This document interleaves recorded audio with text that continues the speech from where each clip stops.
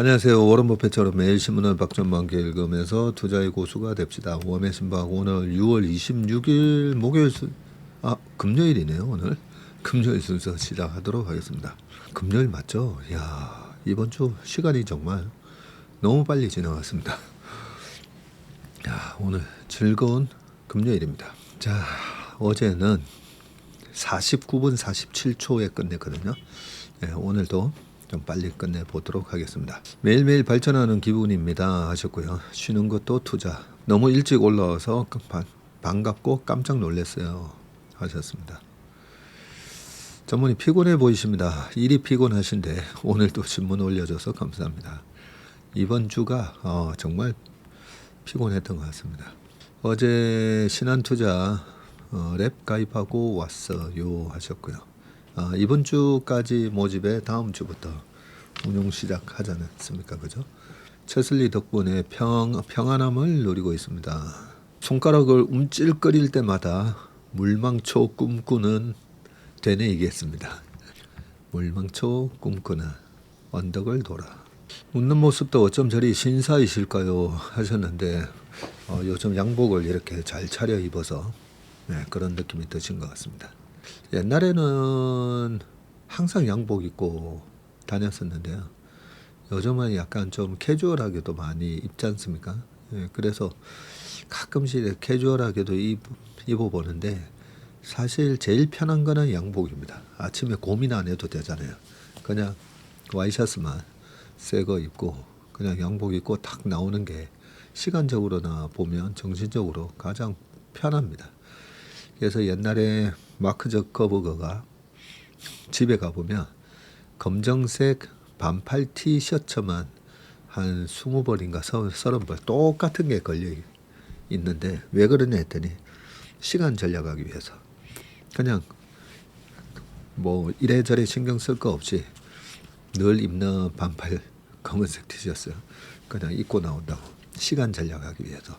그런데 제가 양복을 입었던 이유는 이 마음가짐이거든요. 아무래도 이렇게 비즈니스 수트라고 하는 양복을 입을 때의 마음가짐과 청바지를 입고 나올 때의 마음가짐 좀 다르지 않습니까? 그죠?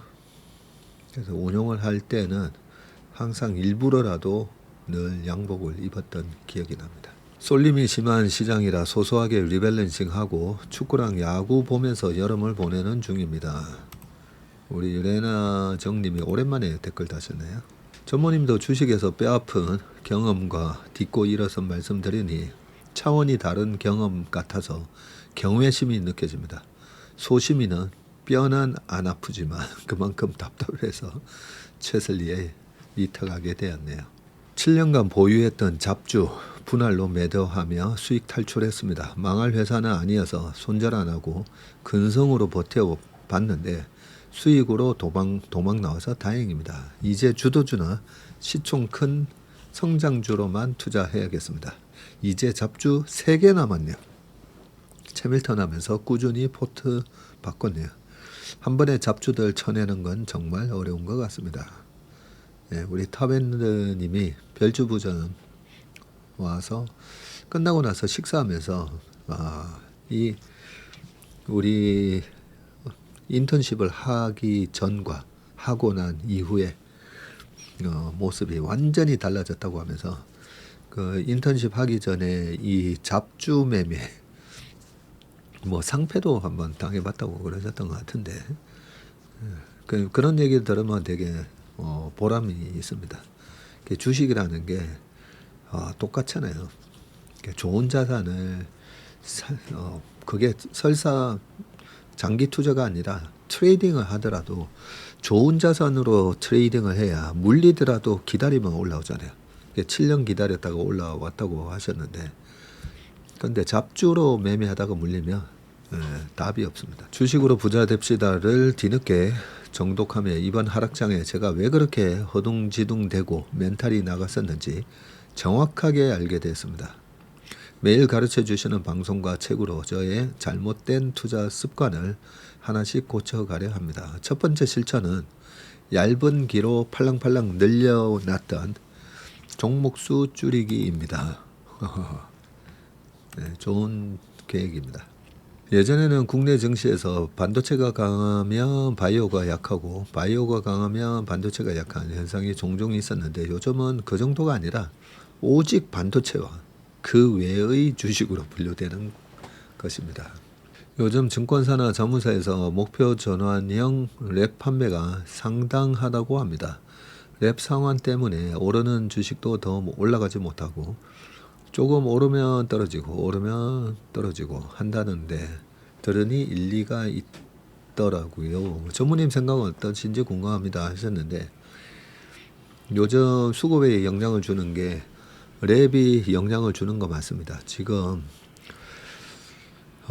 랩 잔고가 꽤 크거든요. 증권사마다 랩 잔고가 다 합쳐서 최소한 10조는 될 건데 근데 이 랩이 일반 펀드보다도 좀 더 임팩트가 있는 게 랩 종목은 저희도 마찬가지지만 10종목 안 됩니다.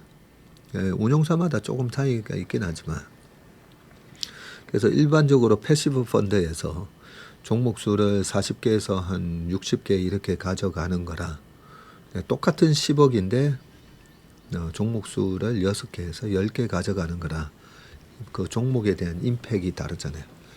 그래서 2009년, 10년, 11년도 자문형 랩, 자문사 랩이 한창 인기를 끌 때도 특정 자문사가 갖고 있는 그 포트폴리오의 종목이 변동성이 꽤 컸습니다. 목표 전환되면 또 팔아야 되잖아요. 그죠?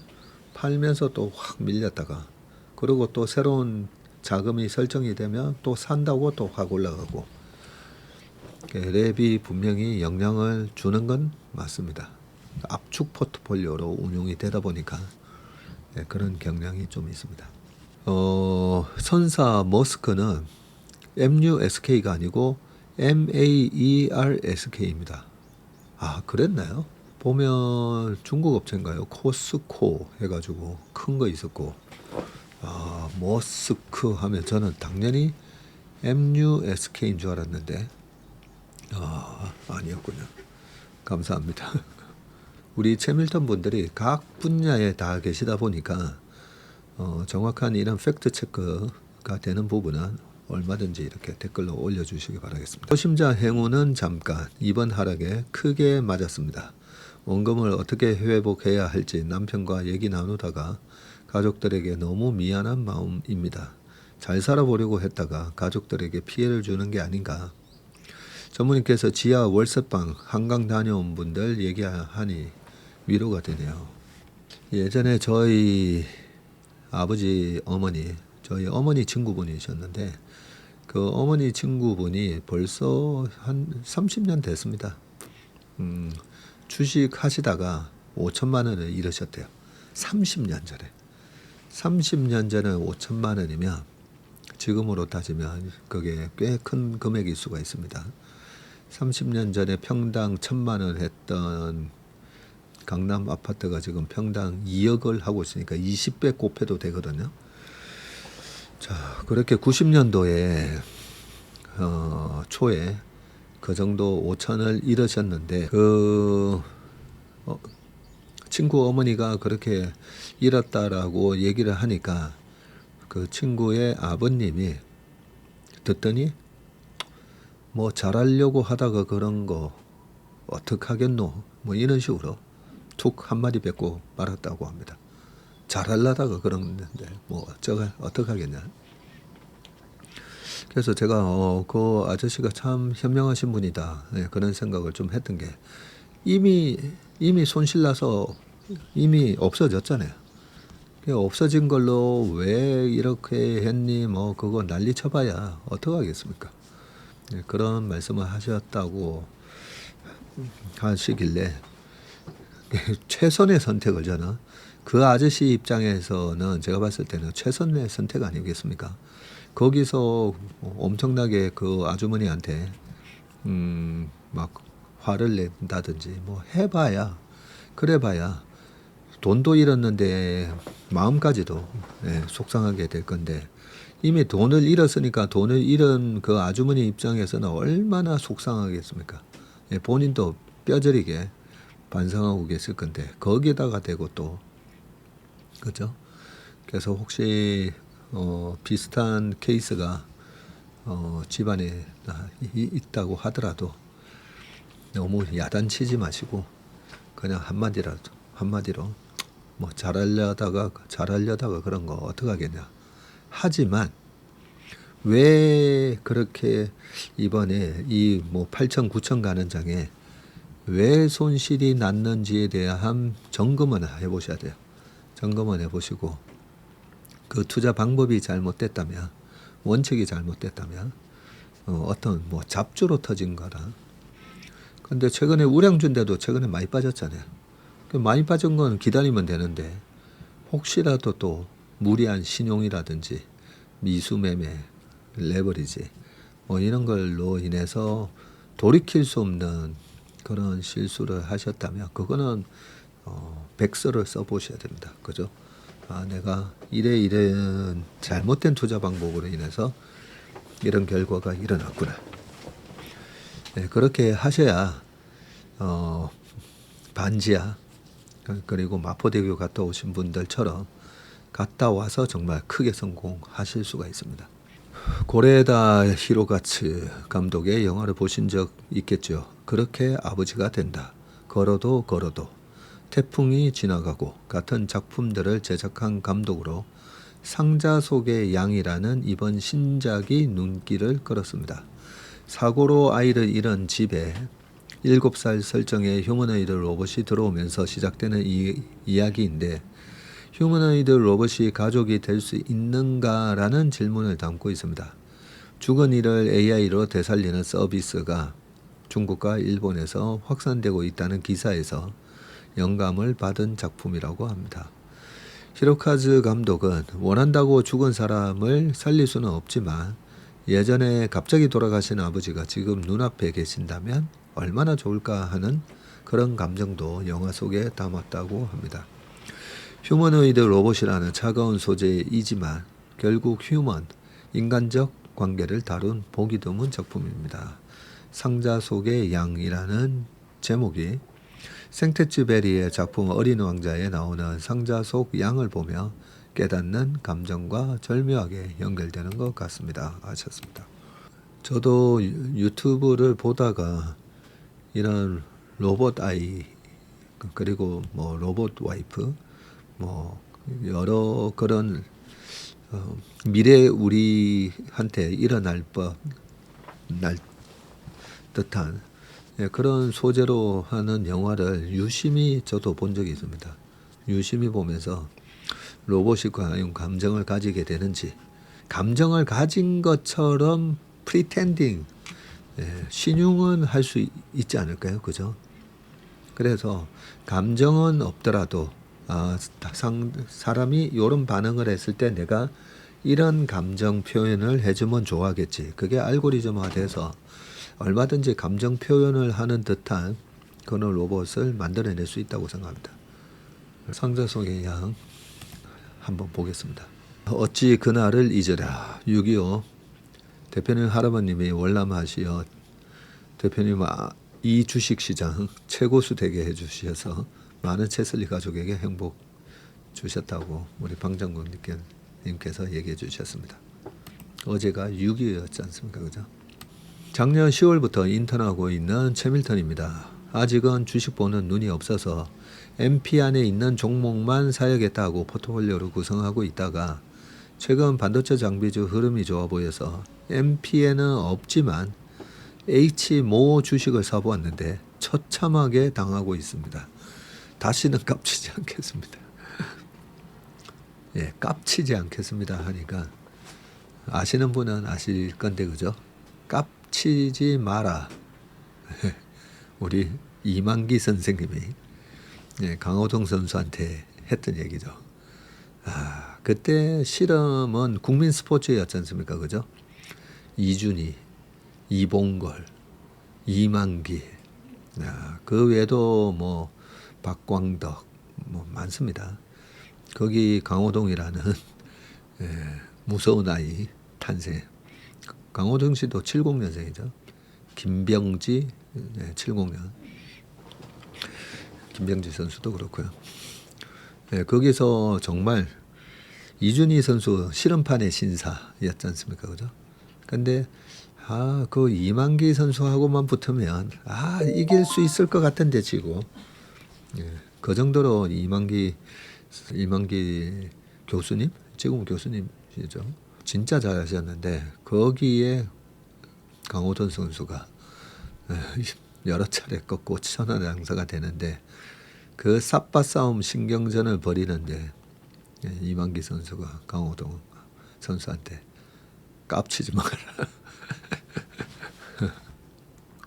그런데 우리 최지호님 이렇게 내 생각대로 한번 그래도 해봤다는 게 중요한 겁니다.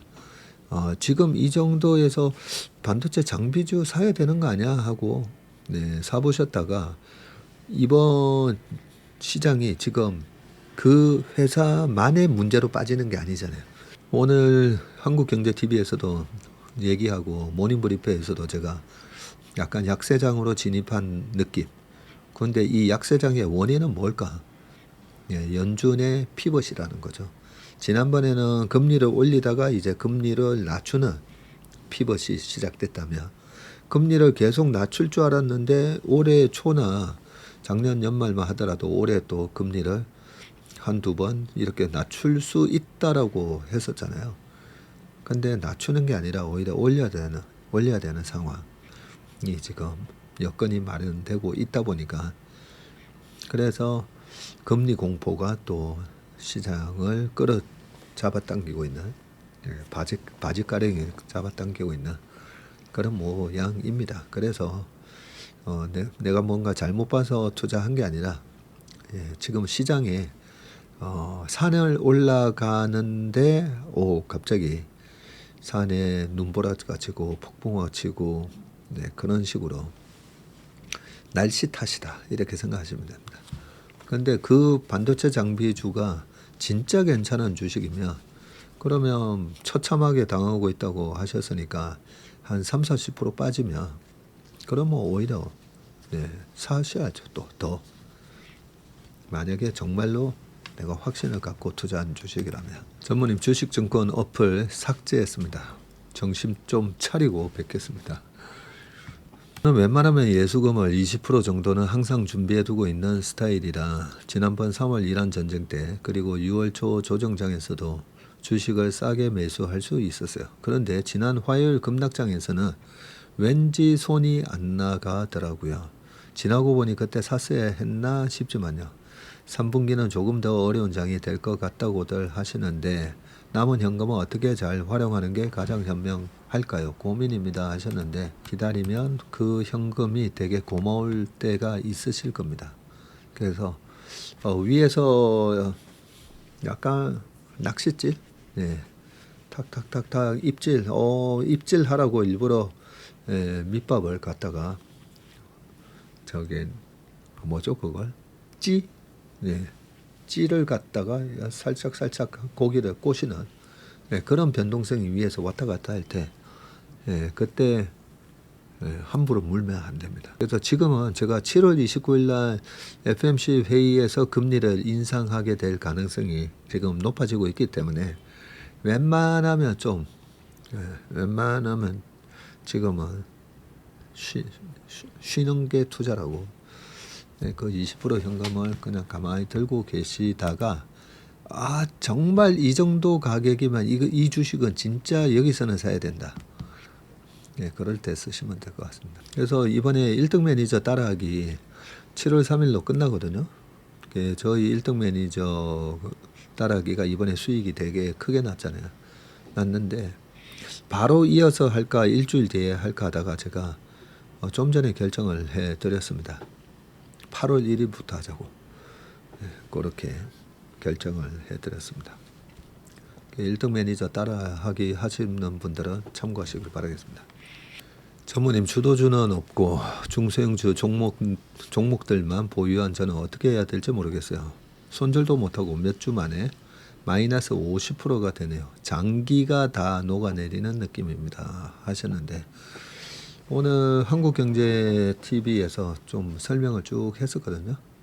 하경민 앵커가 진행하는 아침 출발 정시 9시 35분부터 9시 50분까지 거기서 왜 지금 중소형주 약세 현상이 나타나고 거기서 그런 말씀 드렸거든요.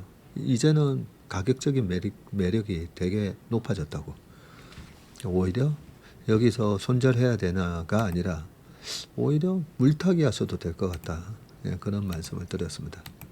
근데 종목별로 다 다르겠죠. 종목별로. 근데 정말 좋은 종목이라고 확신을 가지신다면 마이너스 50%? 마이너스 50%면 다시 전고점 만원에서 5천 됐는데 5천이 다시 만원 되면 100% 수익 나는 거잖아요. 그래서 저는 우리가 투자할 때 웬만하면 전고점을 돌파할 수 있는 이 핵심 우량주 코어 주식 중심으로 하시라고 말씀드리잖아요. 왜냐하면 물려도 결국은 전고점 돌파할 거니까. 그래서 어떤 주식인지는 모르겠지만 그 중소형주들이 과거 10년 동안 계속 전고점을 돌파했다가 또 박살났다가 돌파했다가 박살났다가 그래서 저점과 고점을 이렇게 높여가는 그런 주식이라면 뭔 걱정이겠습니까? 그죠? 1년 정도 듣고 있는 팬이에요. 얼마 전 경제야 놀자도 들었다고요. 하이브 52주 최저가이길래 넥스트장에 매수 걸어놨어요. 중국과 경쟁하지 않는 방탄 보고 정찰병 보냈지요 하셨습니다. 웜의 소통은 여기까지 하고 이제 신문 읽어보도록 하겠습니다. 자, 첫 번째 기사 읽어보겠습니다. 권나문의 이코노믹스 반도체 호황 흘려보내지 말고 재투자로 성장 동력 삼아야. 자, 나라에 갑자기 큰 돈이 들어와도 고민은 줄지 않는다. 반도체 초호황과 수출 호조가 안긴 성과를 어떻게 쓸 것인가는 올해 우리 경제의 가장 뜨거운 논쟁거리다. 불씨는 삼성전자 노사 협상을 둘러싼 논쟁으로 시작해서 이른바 초과 이윤과 초과 세수를 둘러싼 공방으로 번졌다. 이재명 대통령이 취임 1주년 기자회견에서 정책의 대상은 초과 세수이며 이를 성장 잠재력을 키우는 데 집중 투자하겠다고 밝히면서 가닥은 잡혔다. 그러나 무엇에 어떻게 투자할지는 여전히 숙제로 남았고 기업에 더 큰 사회적 기여를 요구하자는 목소리도 여전하다. 성장 잠재력을 키우는 방법에 초점을 맞춰 하나씩 따져보자. 권나문 산업연구원 원장님이시군요. 자, 초과라는 말부터 바로 잡자. 복잡한 논란일수록 정확한 정의가 먼저다. 우선 초과 이윤인데 기업 이익에 미리 정해진 적정선 같은 건 없다. 그렇지? 그렇죠. 그러니 초과 이윤은 예상보다 많이 난 이익을 잘못 부른 이름일 뿐이다. 증시에서 쓰는 earning surprise, 깜짝 실적이 지금 상황에서는 더 어울린다. 물론 노력 없이 거둔 이익을 뜻하는 이 횡재 이득, windfall gains라고 하는 거. 그러나 호황과 불황이 끝없이 교차하는 반도체 산업에서 뼈를 깎는 혁신과 과감한 투자, 살벌한 경쟁을 견뎌낸 생존자의 이익을 저절로 떨어진 홍시로 볼 수 있을까? 이익이 크다는 이유만으로 노력 없는 소득으로 취급을 하면 앞으로의 노력도 기대하기가 어렵다. 초과 이윤 환수나 횡재세 논의의 접근 방식 자체가 부적절한 까닭이다. 초과 세수도 짚어봐야 하는데 예상보다 세금이 더 거쳤다는 뜻일 뿐 정부가 쓸 돈이 넘친다는 의미가 아니다. 한국은 2020년 이래 해마다 100조 원이 넘는 이 관리 재정 수지 적자를 내고 있는데 이재명 정부는 세출을 줄이는 대신에 재정을 적극적으로 집행해서 성장 동력을 끌어올리고 구조적 세수 증대를 꾀하는 길을 택했고 대통령의 발언도 같은 맥락이다. 같은 용도가 아니라면 초과 세수의 재정 추가 집행 명분도 줄어든다. 분명히 해둘 점이 있는데 정부가 초과 세수의 쓰임은 정할 수 있어도 세금을 낸 기업의 이윤에 직접 손댈 수는 없다. 최근 사회연대 임금제를 거론한 노동부 장관도 그 선만큼은 분명히 그었다. 정부가 기업의 행동에 영향을 줄 길이 없지는 않다. 다만 투명하고 성장 친화적으로 설계될 때만 의미가 있다. 기업의 팔을 비트는 방식이 되면 득보다 실이 크다. 결국 정부가 할 일은 둘이다. 늘어난 세입을 성장 효과가 가장 큰 곳에 쓰는 일과 그리고 기업이 늘어난 이익을 생산적으로 재투자하도록 이끄는 일인데 반도체에서 출발해서 산업과 거시경제로 시야를 넓혀보자. 반도체 경기에는 사이클이 있다. 3년에서 5년 상승기 뒤에는 어김없이 하락기가 왔다. 2024년 시작된 이번 호황은 AI 데이터 센터 투자가 폭증하면서 역대 최고 수요를 누리고 있고 AI 혁명으로 사이클 자체가 사라질 것이라는 견해도 있으나 그럴 가능성은 불황은 수요가 줄어서가 아니라 공급이 수요를 따라잡을 때 시작되기 때문이다. 아유, 좋은 말씀 많이 해주고 계시네요. 자, 호황기 증설 규모가 클수록 뒤에 올 불황의 골도 깊어지는데 기업들도 이를 모르지는 않지만 역대급 가격 상승 앞에서 증설을 자제하기는 어렵다. 실제로 2027년부터 삼성 하이닉스 마이크론의 증설 HBM 팹이 속속 가동될 예정이다. 글로벌 반도체 사이클 해가지고 단위가 달러인데요. 전 세계 반도체 판매액에 대한 차트입니다. 자, 1차 슈퍼 사이클, 2차, 3차, 4차, 5차 이렇게 있었고요. 1차가 2005년, 6년 이때 스마트폰 아마 혁명 때였었던 것 같습니다. 2,560억 달러였네요. 이때 당시에 환율이 근데 뭐 1,000원 깨졌을 때이기 때문에 이때 2,560억 달러면 그냥 260조 정도 되는 거였고 그러고 나서 쭉쭉쭉쭉 올라가지고 지금은 7,920억 달러. 지금 환율로 따지면 뭐 1,200조가 됐습니다. 250조에서 1,200조. 여기 밑에 아주 친절하게 요런 표는 요 이미지 검색해가지고 그죠? 요 이미지를 복사를 해놔야 될 것 같네요. 자, 95년에서 2000년 요때 PC 보급 확산이었고요. 요때 1차 닷컴 인터넷 붐도 있었습니다. 단기 피크 후에 IT 버블 붕괴가 됐고 2002년에서 2008년까지 PC 노트북 인터넷이 보급 확대가 됐고요. 그 다음에 2009년에서 2016년에는 스마트폰 본격 보급이 되고 모바일 혁명이었습니다. 2017년에서 18년에는 이 서버 데이터 센터 클라우드 투자가 폭증을 했고요. 플랫폼 기업들 팡하고 중국에는 BAT, 바이두, 알리바바 그리고 텐센트 이런 기업이 있었고요. 자, 그리고 나서 2019년에서 22년에는 코로나 19 팬데믹 재택근무로 이 OTT 수요가 증가를 했었고요. 23년 이후에는 지금 생성형 AI가 붐을 일으키면서 반도체 사이클이 또 업턴이 됐습니다. 자, 각국은 반도체 자금력 확대에 발벗고 나섰고 공급 부족은 특히 중국에다가 반도체 굴기의 기회가 되고 있습니다. 창신 메모리와 양적 메모리는 이번 특수로 규모의 경제를 누리면서 디램과 낸드의 주요 공급자로 떠오를 전망이고요. 과거 삼성전자가 불황기에 오히려 공격적으로 확장해서 경쟁자를 밀어냈듯이 정부를 등에 업은 중국 기업들은 다음 불황기에 같은 전략을 더 손쉽게 구사할 겁니다. 지금은 관세까지 면제하면서 반도체 확보에 나선 미국도 그때쯤이면 마이크론을 앞세워서 다시 장벽을 높일 수도 있고요. 비관적인 시나리오를 펴는 것은 겁을 주려는 게 아니고 앞선 기술력과 생산력만 지킨다면 반도체가 호르무즈 해협 못지않은 버팀목이 된다는 것을 우리는 이미 알고 있습니다. 그 선두를 지키려면 지금의 천문학적 이익 상당 부분을 차세대 제품 공정과 생태계 강화에 다시 투자해야 하고요. 정부도 기업이 그런 선택을 하도록 뒷받침해 줘야 합니다. 반도체만 있는 것은 아니고요. 늘어난 세수를 더 넓은 산업에 쓸 수도 있는데 그렇다면 우선순위의 기준이 필요한데 첫째 IMF 연구에 따르면 기반 없는 산업을 새로 키우기보다 이미 비교 우위를 가진 산업과 그 공급망을 키우는 편이 효과가 크고요. 부족한 곳을 메우는 투자도 필요하지만 강점을 더 키우는 일이 먼저라는 겁니다. 자, 둘째는 지원은 시장 실패가 있거나 민간 혼자 하기 어려운 분야에 집중돼야 하고요. 셋째, 국제 질서의 변화로 경제 안보 관점의 정책 필요성이 커졌고요. 넷째는 정부의 전방위 지원을 업은 중국 기업이 우리 산업의 영역을 거침없이 잠식하는데 그 대응을 기업에만 떠맡길 수 없기 때문입니다.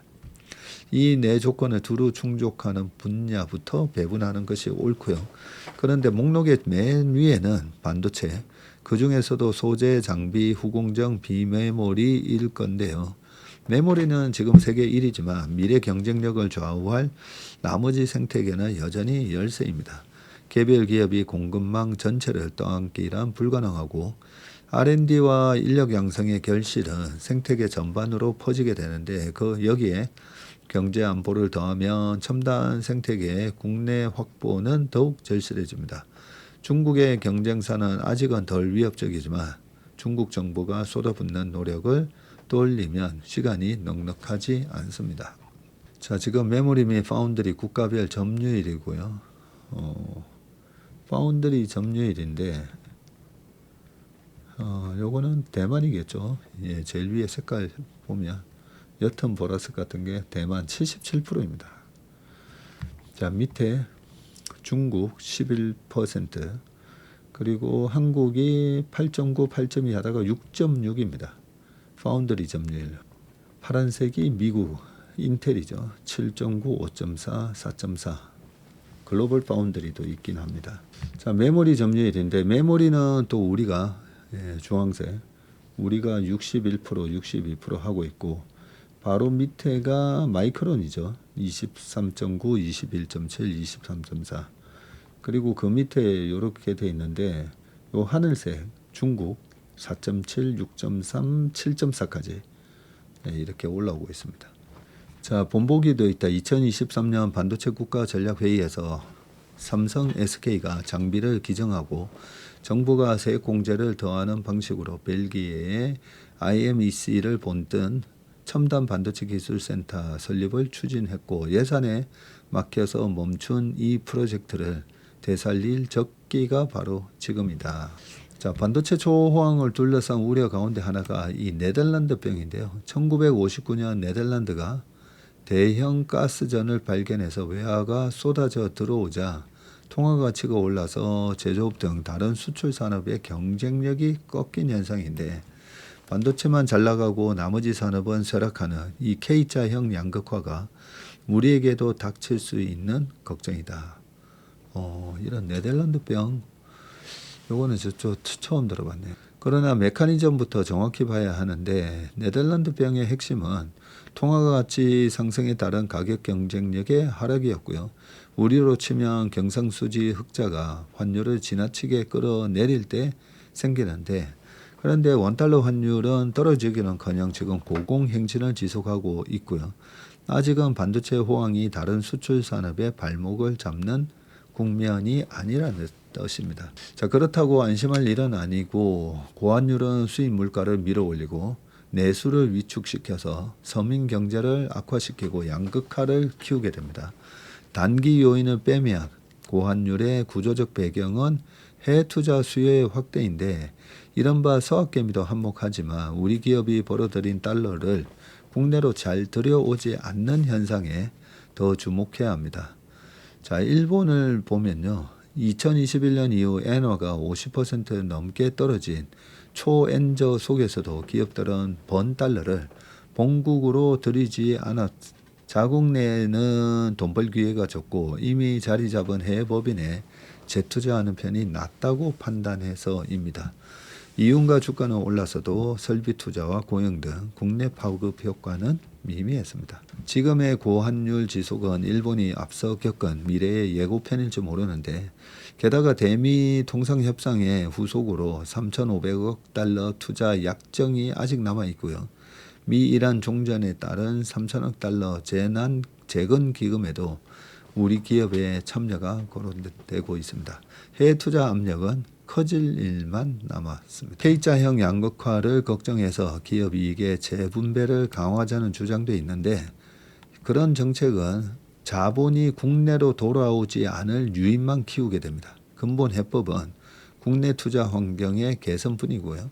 우리 기업은 물론 한국 산업의 경쟁력에 눈독을 들이는 외국 기업에도 매력적인 투자처가 되도록 세제 혜택과 규제 완화, 인프라 투자에 더 적극적으로 나서야 합니다.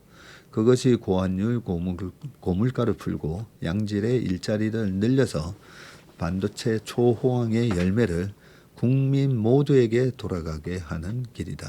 분배가 아니라 재투자, 그리고 그 과실이 국내에 뿌리 내릴 환경, 이것이 반도체가 안긴 호기를 미래의 동력으로 바꾸는 길이다. 초호황의 취해 시간을 흘려보내서는 안 된다. 산업연구원 권남훈 원장님 칼럼이었습니다. 자, 두 번째는 심재원의 마켓나우 AI 패권의 다음 전장은 첨단 기술은 오랫동안 국경 파괴자였고요. 이제는 허문 국경을 다시 긋고 있습니다. 최근 미국 상무부가 단행한 특정 AI 서비스 접근 제한 조치는 글로벌 테크 생태계의 강력한 경고장인데, 공식적으로는 서비스 비활성화였지만 사실상 기술적 국경선의 선포였고요. 미국 영토 밖의 사용자는 물론 해당 기업의 외국 국적 직원까지 자사 서비스에서 배제하는 냉혹한 조치는 이제 AI가 누구나 누릴 수 있는 자유제가 아님을 명백히 밝혔습니다. 과거의 총칼과 반도체를 넘어 이제는 코드와 알고리즘이 국가 안보를 좌우하는 핵심 자산이 된 겁니다. 이번 조치는 프랭클린 루즈벨트 미국 대통령이 1940년 수출통제법을 제정한 이후 가장 포괄적일 뿐 아니라 그 성격 자체가 근본적으로 다른데, 기존의 통제가 무기, 원자재, 반도체 같은 물리적 자산에 집중이 되었다면 이번 조치는 일상적인 범용 AI 모델까지 안보의 통제망에 집어넣었고요. 민간 기술로 여겨지던 AI가 지정학적 패권 경쟁의 중심부로 이동했다는 방정입니다. 이제 시장의 시선은 미국 상무부의 다음 규제 칼날이 어디로 향할지에 쏠리고 있는데, 가장 유력한 후보는 피지컬 AI이고요.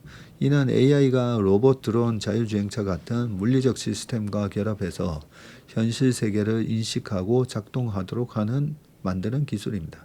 디지털 기술과 제조 역량이 융합하는 영역이자 AI 시대의 다음 격전지이기도 합니다. 신경제의 경쟁력을 두뇌와 근육으로 나눈다면 한국은 두뇌 부문에서 비교적 강한 위치를 확보하고 있고요. 국내 반도체 기업들은 AI 시대의 핵심 부품인 메모리와 첨단 반도체 분야에서 글로벌 경쟁력을 키워가고 있습니다. 그러나 이 근육에 해당하는 피지컬 AI 분야에서는 아직 갈 길이 멀다고 합니다. 피지컬 AI의 경쟁력은 이 로봇의 눈과 귀 역할을 하는 이 고정밀 센서, 움직임을 구현하는 초정밀 액추에이터, 구동기, 휴머노이드 로봇의 정밀 제어를 담당하는 감속기 같은 핵심 부품 기술에서 결정이 되는데, 이 시장은 한국 제조업이 축적해온 정밀 생산 능력과 반도체 배터리 기술을 새로운 성장 동력으로 전환할 기회입니다. 미국의 AI를 디지털 두뇌에만 국한하지 않고 물리세계와 연결되는 하드웨어 영역까지 전략자산으로 편입하기 시작했다는 점은 의미가 크고요. 다음 규제가 현실화되기 전에 세계적 제조 기반과 첨단 기술력을 가진 한국 기업들이 반도체와 배터리 기술을 발판 삼아서 피지컬 AI 생태계 구축에 적극적으로 나서야 합니다.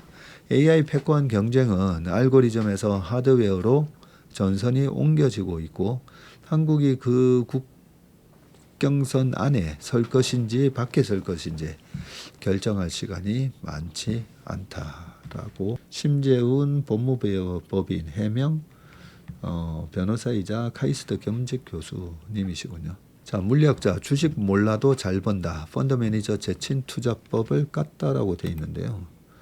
나는 전체의 움직임은 계산할 수 있지만 인간의 광기는 계산할 수 없다. 네, 아이작 뉴턴이 주식으로 망하고 남긴 명언입니다. 그죠? 만류 인력의 법칙을 정립해서 인류 역사상 가장 위대한 과학자로 꼽히는 아이작 뉴턴의 격언이고요. 그는 1720년이니까 지금 2026년이니까 그죠? 300년 전이네요. 300년 전 딱.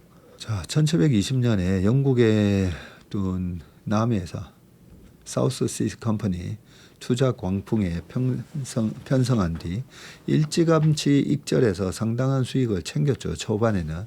그런데 주변 사람들이 계속 돈을 벌자 소위 말하는 이 포모를 느껴서 재투자에 나섰고 이 버블 붕괴와 함께 막대한 손실을 보게 됩니다.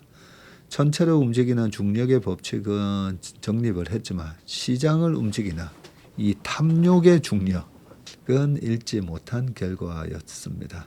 최근 통계 물리학자들은 과학적 사실을 바탕으로 뉴턴의 이런 실수를 반복하지 않을 방법을 찾고 있는데 통계 물리학이란 통계를 활용해서 수많은 입자로 구성된 특정 집단의 거시적인 움직임과 규칙성을 연구하는 학문이고요. 국내에서는 김범준 성균관대 물리학과 교수가 대표적인 통계 물리학자로 꼽힙니다. 자, 김 교수는 10여 년 전부터 수많은 투자자로 구성된 주식시장 집단을 연구해 왔는데 그는 주식시장의 규칙성을 발견하고 이를 토대로 최적의 투자 전략을 찾습니다. 주식시장에 대해는 김 교수님하고의 인터뷰인데요. 자, 주식시장에 대해 난 잘 모른다. 다만 과거 수십 년간의 주식시장 통계를 시뮬레이션해서 시장 지수보다 높은 수익률을 낼 수 있는 전략을 발견하고 이를 실천하고 있을 뿐이라고 말했습니다. 실제 그는 개인적인 투자에 수년째 이 전략을 적용하고 있다네요. 공교롭게도 그의 전략과 똑같은 구조로 운영되는 ETF가 하나 있는데 해당 ETF가 1년간 수익률이 181% 나왔다고요? 1년 동안에? 자, 김 교수가 과거 20년간의 코스피 통계를 시뮬레이션해서 발견한 세 가지 시사점에 대해서 자, 이분이시네요. 김범준 성균관대 물리학과 교수님이시다. 그죠? 자, 김 교수는 어쩌다 주식시장을 연구하게 됐을까? 그는 2010년께 글로벌 금융투자업계의 공공연한 비밀을 알게 되면서 충격을 받았다고 하는데 어떤 시장에서든 액티브 펀드 매니저 대부분이 시장 대표 지수의 수익률보다 낮은 성과를 거두고 있다는 건데요. 실제로 S&P 다우존스 인디시즈에 따르면 2025년 말 기준으로 과거 15년간 장기 투자 시에 대형 액티브 펀드 매니저의 90%가량이 미국 증시의 우량주 500개로 구성된 S&P 500 지수 수익률을 밑돌았다고 합니다. 25년 말 기준으로 90% 정도. 돈을 받고 일하는 투자 전문가들이 시장 지수보다 투자를 못하면 문제가 있고 내가 시장 지수보다 조금이라도 나은 성과를 낼 방법을 찾아낸다면 큰 의미가 있지 않을까 이런 판단을 하고 김 교수는 과거 20년간의 코스피 통계를 시뮬레이션해서 세 가지 시사점을 도출했다고 합니다. 이거를 보려면 밑에 찾아 들어가서 좀 봐야 되겠네요. 자, 그 다음 기사입니다. 15,000p 간다. 조정대 주워 담으라는 JP모건. 시장이 왔다 갔다 하고 있는데 한번 보겠습니다. JP모건이 코스피 목표치를 상향 조정하면서 한국 주식시장에 대한 낙관적인 전망을 유지했고요. 다만 레버리지 ETF 시장 급성장으로 높아진 국내 증시 변동성이 구조적인 특징이 될 수 있다는 점 또한 지적을 했습니다. JP모건은 한국 주식 전략 보고서에서 코스피의 향후 12개월 목표치를 강세장 기준으로는 15,000포인트로 상향했고요. 기본 시나리오 목표치와 약세장 시나리오 목표치도 12,500포인트, 8,000포인트. 약세장일 때 8,000. 그냥 기본 시나리오는 12,500. 이렇게 보고 있군요. 강세장일 때, 아주 강세 시나리오일 때는 15,000. 자, 보고서는 국내 AI 데이터 센터 투자 확대가 삼성전자, 늘 전자 하다 보니까 입에 익어가지고요. 네, 삼전, 닉스 등 메모리 반도체 기업 실적 개선으로 이어졌다며 이를 국내 주가 상승의 핵심 동력으로 꼽았습니다. AI 관련 기업의 이익 증가, 기업 지배구조 개선에 따른 기업 가치 재평가 또한 주가를 끌어올릴 요인으로 꼽았고요. JP모건은 거시경제 차원에서도 낙관적인 전망을 제시했는데 이들은 삼전과 하이닉스가 향후 3년간 법인세가 350억 달러, 한 54조를 웃돌 것으로 예상하며 이는 국가 인프라 확충과 AI 시대를 대비한 장기적인 국가 전략 재원으로 활용될 수 있다고 설명을 했습니다. 자, 이를 근거로 JP모건은 단기적으로 주가가 하락할 때 오히려 매수 관점으로 접근할 것을 제안했는데 한편 반도체 외 업종에 대해서도 낙관적인 분석이 이어졌고요. JP모건은 반도체 기업의 실적 개선 및 주가 상승이 소득 및 자산 증가로 이어져서 소비 확대를 유도하는 이 자산 효과가 발생할 수 있다고 봤습니다. 자산 효과의 수혜 업종으로는 백화점, 화장품, 여행, 증권, 건설업 등을 거론했습니다. 다만 레버리지 ETF 시장 급성장이 국내 증시의 변동성을 구조적으로 확대했다고 평가했는데요. JP모건은 한국 자산을 기초로 한 레버리지 운용 자산이 약 500억 달러 규모로 늘어났다고 짚었고요. 한 75조 된다고죠. 이에 따라 레버리지에 따른 위험을 분산하기 위한 풋옵션 수요도 증가했다면서 이는 코스피 변동성 지수인 이 V코스피의 상승을 초래했다고 분석했습니다. 실제로 V코스피를 미국 빅스로 나눈 값은 평소 100% 수준에서 최근에 500%까지 폭등을 했다네요. 네, 한국 시장의 변동성 지표입니다. 강세장에서 이렇게 변동성이 커지는 게 내재 변동성이 커지는 게 좀 신기하다 그런 말씀을 드렸었는데 여러 가지로 해석을 하고 있네 보니까. 자, 사우디 대만 독점 수익권을 달라 러브콜이 쏟아진 K바이오인데요. 지금 시장이 변동하고 있지만 실제 최근의 과열은 반도체를 제외하고는 다른 종목들은 많이 침체 양상을 보이고 있습니다. 그래서 이럴 때일수록 뭐 침체된 주식 중에 우리가 잘 못 사고 잘 못 파는 이유는 내가 그 기업에 대한 밸류에이션이 안 돼 있어서 그런 거거든요. 그래서 지금 저평가 영역으로 들어갔다라고 봐지는 기업들, 그런 기업들은 계속 공부를 해서 좀 확신을 가져야만 바닥에서 딱 돈다 싶을 때 살 수가 있잖아요. 작년에는 뭐 증권주, 그죠, 반도체였다면 올해 들어와서는 지금 뭐 백화점 같은 경우가 딱 돌아서고 있고 최근에는 이제 바이오도 막 바닥을 잡아보려고 좀 용을 쓰는 모습. 근데 아직까지는 금리가 10년물 국채 금리가 의미 있게 이제 빠지는 모습이 아니다 보니까 네, 약간 눈치를 보고 있는 그런 모양새입니다. 자, 한국 바이오 기업 부서를 찾는 외국인 수가 전년 대비 30%는 늘어난 것 같아요. 그래요?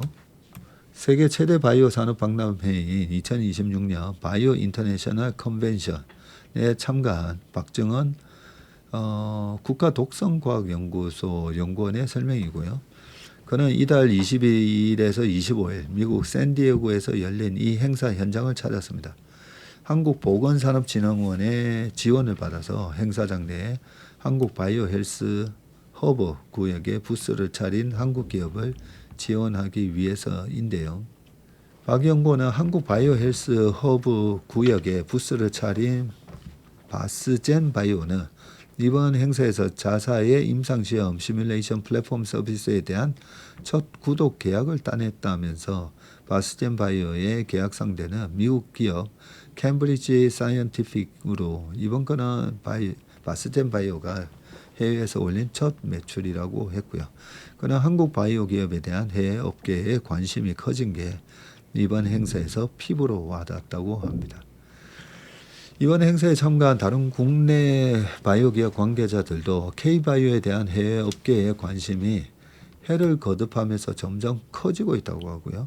서울대병원이 만든 바이오 벤처 HTUB의 백성민 그룹장은 사전에 잡힌 미팅만 10건 이상이었고 전시회 현장에서 적극으로 들어온 미팅 요청도 많았다고 합니다. 과거에는 한국도 저런 걸 해라며 놀라워하는 눈치였는데 이제 그런 모습은 거의 없다고 합니다.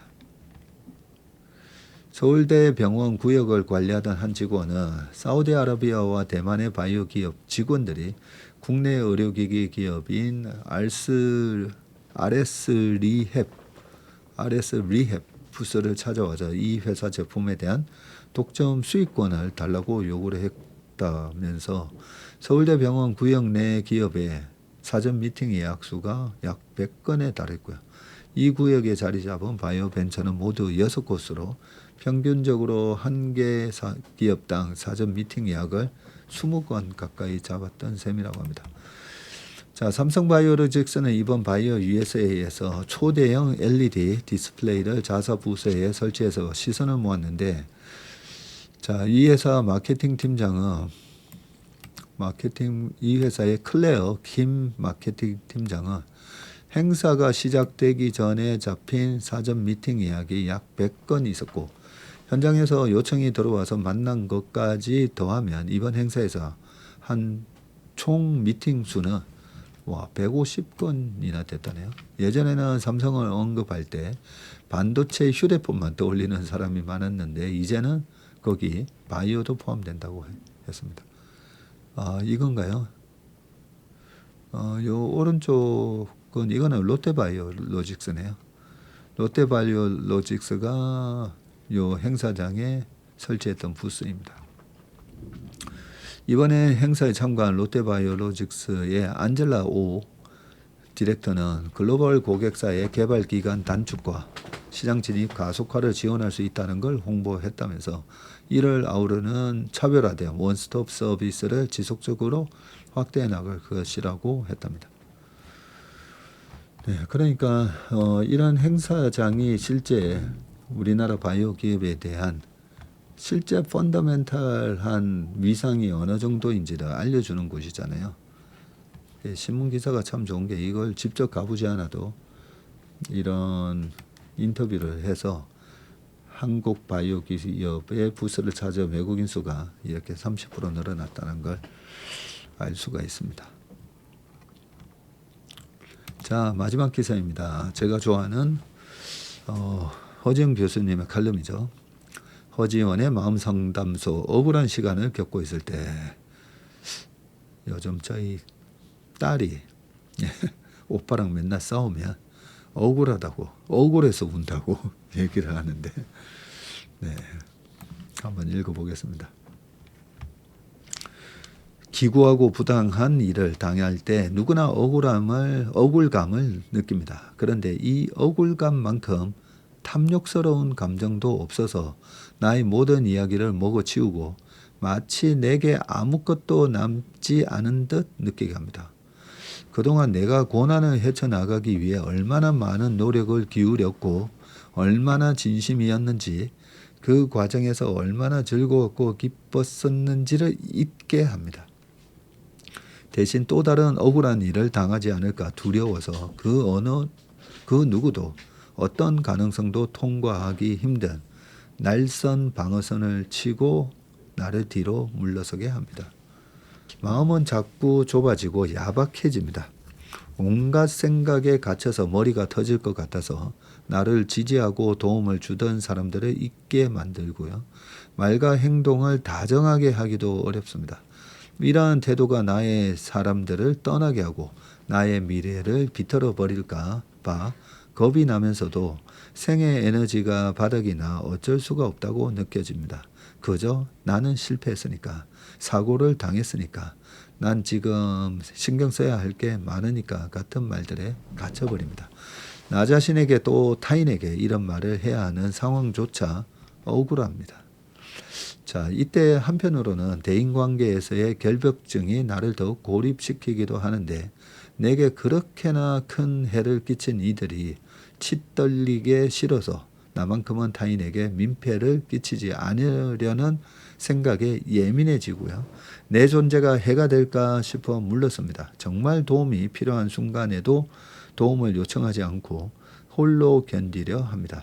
고통의 시작은 분명 나의 악운 혹은 타인의 악의 때문이었지만 이후 이어진 이 방어태세는 나를 또 다른 억울의 구덩이로 깊이 파묻습니다. 이 구덩이에서 걸어 나오기 위해서 내가 해야 할 일들이 분명 있습니다. 첫째는 억울감을 사건에 비례한 정도로만 남겨두는 겁니다. 그 일은 누가 봐도 억울한 일이 맞습니다. 그러나 지금 파놓은 이 억울의 구덩이는 사건 당시보다 훨씬 깊어져 있다는 것을 알아차려 주세요. 뒤로 계속해서 물러났기 때문입니다. 당시로서는 최선의 선택이었겠으나 그 억울감이 나를 너무 멀리 데려왔음을 눈치채셔야 합니다. 그러니 질문하세요. 나의 억울감의 크기는 사건에 비례하나? 이렇게까지 깊고 오래 억울해하고 있으면 이것은 정말 억울하지 않은가? 자, 둘째, 내게 붙인 꼬리말을 수정하세요. 나는 실패했으니까. 나는 피해자여서. 운 나쁘게 우울과 불안이 있으니까. 같은 말들이 나 자신인 양 행세하게 두지 마세요. 이들을 부인하거나 억지로 극복하라는 것이 아닙니다. 그리고로 이어지는 그 다음의 이야기를 아무렇게나 적어주시길 부탁드리는 겁니다. 어떤 인과관계가 없어도 좋습니다. 억울한 과거의 일을 양분 삼아 극복하고 성장하는 이야기를 저는 바라지 않습니다. 저를 포함한 많은 임상심리학자 동료들은 외상 후 성장이라는 심리학적 개념이 어떤 분들께는 가능하지만 많은 분께는 폭력적임을 바라보고 있습니다. 심각한 외상을 경험하고 무려 성장까지 해야 하는 것은 너무나 과한 요구입니다. 단지 바라는 것은 스스로가 적어내리는 이 책의 일부가 끝났음을 알아차리고 책의 2부의 초안을 쓰기 시작하는 것, 그것뿐입니다. 그러므로 2부의 이야기는 그리고로 이어가세요. 나는 그 사건의 피해자였고 그리고 요새는 책을 즐겨 읽습니다. 나는 우울증이 있고 그리고 산책하는 것을 좋아합니다. 당시 크게 억울한 일을 당했고 그리고 이번 주말에는 꼭 원하던 영화를 볼 것입니다. 나를 넓혀 나가는 데 있어 그리고의 선언은 생각보다 강력합니다. 억울감에 내 생을 저당 잡히지 마세요. 나의 억울감더러 적당히 하라고 언짢은 티를 내세요. 내 억울감의 크기와 나의 행동의 초점을 다시 잡으세요. 누구에게나 일어날 수 있는 그 일이 하필 지금 내게 닥친 것으로 책의 1부는 끝이 났습니다. 이제 2부를 쓰세요. 2부에는 수많은 그리고들이 등장할 것입니다. 그리고 지금껏 나를 지켜주었던 일부의 사람들도 함께 나올 테니 그 역시 단단히 붙잡으세요. 민폐가 될까 물러서지 마시고 그저 고맙다고 해주세요. 1부 내내 단지 그 말만을 기다려온 사람들입니다. 우리가 세상 살다 보면 내 의지하고 상관없이 발생한 일에 대해서 억울하다라는 표현을 많이 씁니다. 그죠? 내가 뭔가를 선택해서 잘못되면 내 탓이니까. 근데 그것조차도 남 탓으로 돌리는 사람이 엄청 많습니다. 주식시장에 엄청 많죠. 네, 본인이 보고 사고 싶은데 사고 싶도록 만드는 얘기를 듣고 사놓고는 내가 네 때문에 사서 이랬다. 내가 팔고 싶어서 팔았는데 그때 팔라고 한 얘기를 한 사람을 또 탓하거나 그래 이제 자기 자존감이 무너지지 않는다고 생각하면서 그러는 분들도 있지만 대부분은 이제 억울하다고 하는 거는 다른 사람 때문에 발생한 일 때문에 억울하다라는 표현을 많이 쓰잖아요. 요즘 저희 직원들하고 그런 얘기를 합니다. 어떤 식으로든 과거 제가 있었던 회사에서 갑자기 대표님이 이제 회사를 따로 차려서 개인 고객이 이렇게 많이 오는 걸 원치 않으셨기 때문에 예전 회사 같은 경우에는 거의 다 기관 고객이 대부분이었었거든요. 개인 고객을 안 했던 건 아닙니다. 옛날 회사에서도 랩도 했었고요. 일임도 했었고. 그런데 그 시장이 좋았다가 안 좋았다가 좋았다가 안 좋았다가 그 안 좋을 때 한 번은 저희 대표님이 강남에 강남에 저보고 같이 좀 가자라고 했는데 그 고객분이 치과 원장님이셨어요. 저희 대표님보다는 2살 나이가 어리고 저보다는 2살 많은 분이었는데 그래서 이 미팅 장소로 갔는데 이런 얘기까지 해야 되는지 모르겠지만 아무튼 좀 안 좋은 일이 있었습니다. 안 좋은 일. 근데 저희 대표님 입장에서는 그 전에 운영하시던 분이 좀 운용 성과가 안 좋아서 발생했던 일인데 이 대표님이 좀 안 좋게 뺨을 맞으셨어요. 뺨을. 저도 옆에 있다가 깜짝 놀랐는데요.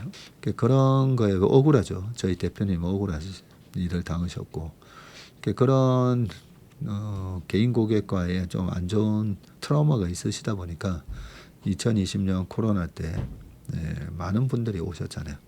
그러면서 제가 동학개념의 스승이 되고 뭐 이런 닉네임에 개인 고객분들이 많이 오셨어요. 그래서 저한테 이렇게 개인 고객분들이 오는 걸 원치 않는다. 그래서 박 전무가 나가서 회사를 따로 차렸으면 좋겠다. 그런 갑작스러운 통보가 있어서 그래서 제가 유튜브에서 당시에 회사를 차리게 된 계기 뭐 이런 얘기할 때 자세한 얘기는 안 했었지만요.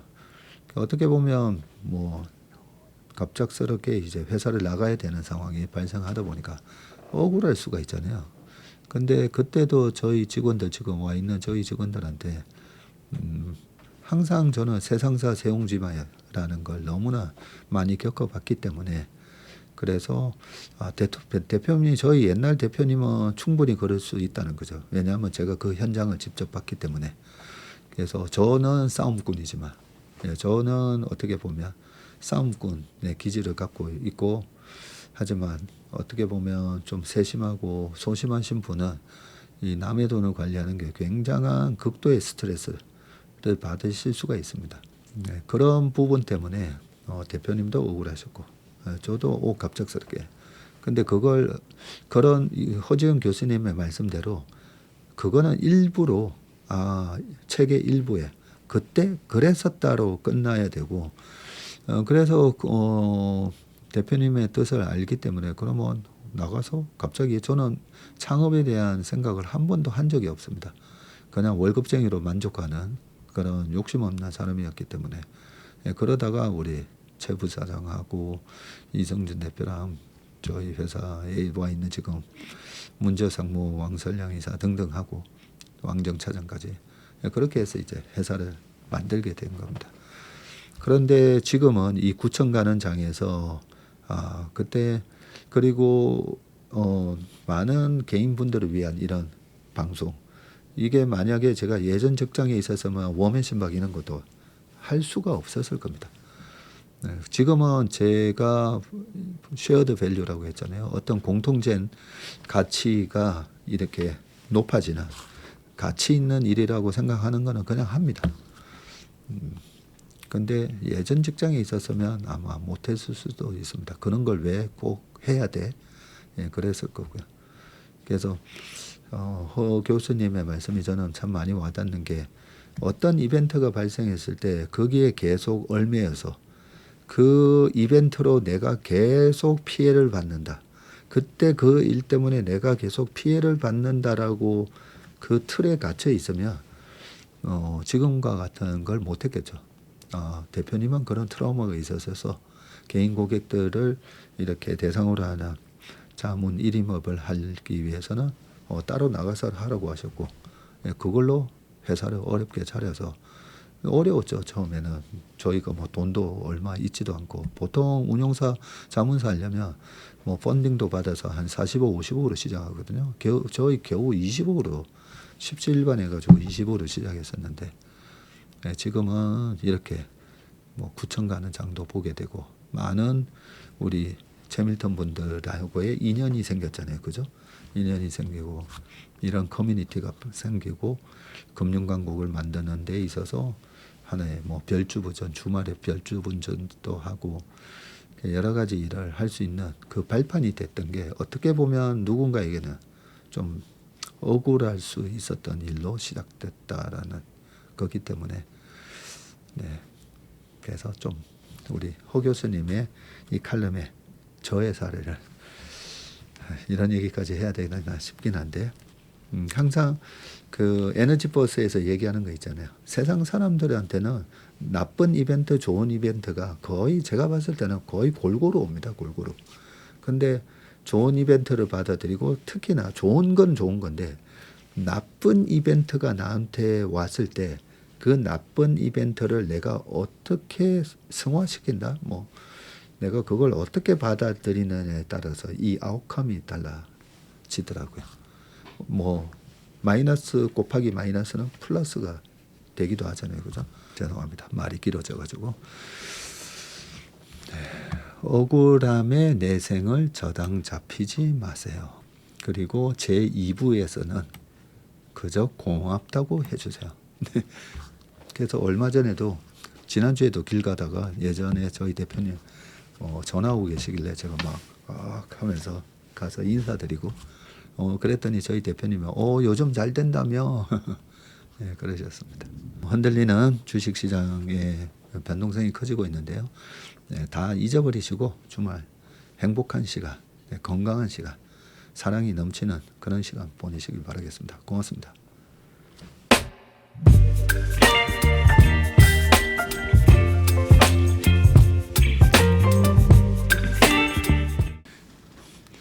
안녕하세요. 채슬리 투자자문의 박세익입니다. 최근 저와 채슬리 이름을 도용해서 투자 사이트라든지 밴드, 텔레그램, 카톡 채널 등에서 이 리딩방으로 유도한 뒤에 금전적인 피해를 입히는 이 사칭 사례가 빈번하게 지금 발생하고 있습니다.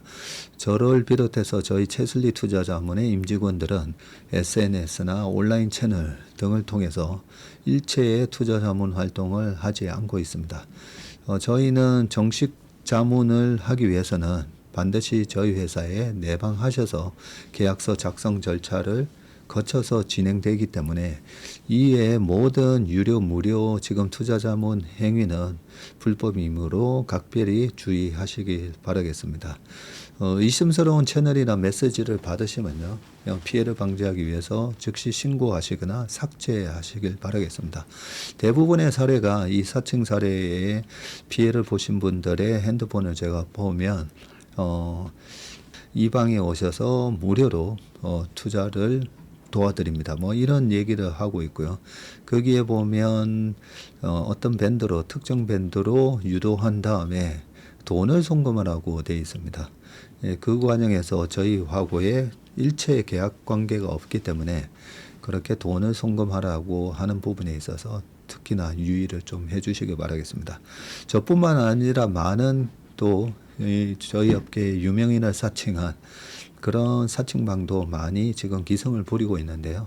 공통적인 특징이 앞으로 몇백 %가 날 급등주를 알려줄 테니까 이 방에 가입을 하라. 그러고 난 다음에 금전적인 부분을 갖다가 송금을 요청하는 그런 형태의 수법을 쓰고 있기 때문에 그렇게 무료로 주식을 알려드립니다. 이런 문자를 받으시면 바로바로 삭제를 하시길 바라겠습니다. 저희 채슬리와 채슬리 임직원들을 많이 사랑해 주시는 저희 채슬리의 고객분들 그리고 저희 채슬리의 이 구독자분들이 이런 사칭 피해가 일체 발생하지 않기를 바랍니다. 그러면 여러분들의 가정과 일터에서 항상 평화와 행복이 가득하시길 기원합니다. 감사합니다.